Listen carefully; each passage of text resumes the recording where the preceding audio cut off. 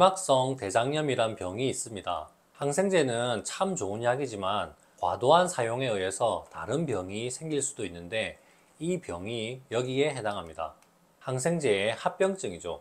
항생제를 과하게 사용하면서 장내의 세균총이 무너지고 그 틈에 클로스트리디움 디피실이라는 균이 증식하면서 대장염이 생기게 됩니다. 이때 대장 내벽에 위막이 생기기 때문에 이런 이름으로 불립니다.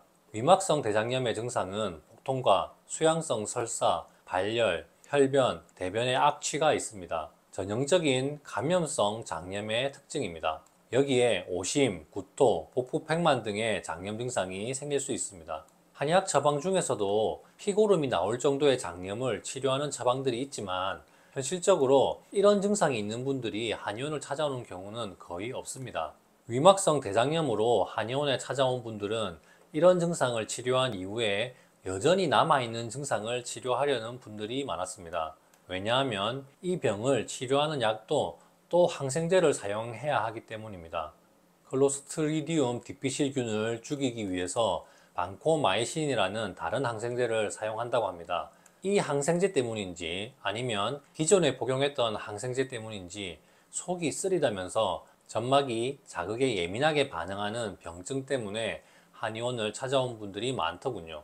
또 항생제 사용으로 장내 유익균이 사라지면서 생긴 과민성 대장 증후군의 증상을 치료하려는 분들이 있었습니다. 점막이 자극에 예민한 상태인 분들은 속쓰림, 자결감, 명치통증, 가슴의 쪼임 이런 증상을 주로 호소합니다. 위염이나 식도염이 생긴 것이 아닐까 의심하는데 항생제 때문에 점막 자극이 심한 상태인지 위산을 억제하는 것으로는 증상이 해결되지 않는다는 분들이 많았습니다. 제산제로 호전되지 않는 속쓰림 증상은 만성 위축성 위염 같은 병에서도 자주 봅니다. 그래서 이를 치료하는 점막 보호제를 위주로 처방하여 치료합니다. 점액 성분이 많은 한약제를 처방하여 위벽, 식도벽을 보호하고 재생을 촉진하는 방향으로 치료하죠. 점막이 회복될수록 자극에 대해 견뎌내는 능력이 좋아지는 것을 확인할 수 있습니다. 우선 속쓰림, 따가움, 자결감 같은 증상이 사라지고 못 먹던 음식을 먹어도 괜찮다고 얘기하는 분들이 많더군요.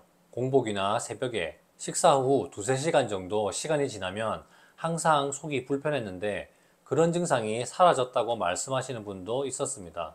평소에도 위염이 있었던 분들이 이렇게 되는 경우가 많았습니다. 그러니 만성 위축성 위염, 장상피화생 진단을 받은 적이 있는 분이라면 항생제 복용 시 이런 병이 악화되는 것에 조심해야 합니다. 과민성 대장 증후군의 증상 때문에 힘들어하는 분들은 설사가 나았더니 변비가 되면서 배에 가스가 차서 힘들다는 경우도 있었습니다. 반대로 장염처럼 열이 나면서 수양성 설사를 하는 것은 괜찮아졌는데 여전히 식사 후에는 배가 아파서 바로 화장실에 가야 하고 대변이 무른 편이면서 하루에 3번 화장실에 가야 해서 불편하다고 말씀하시는 분도 있었습니다.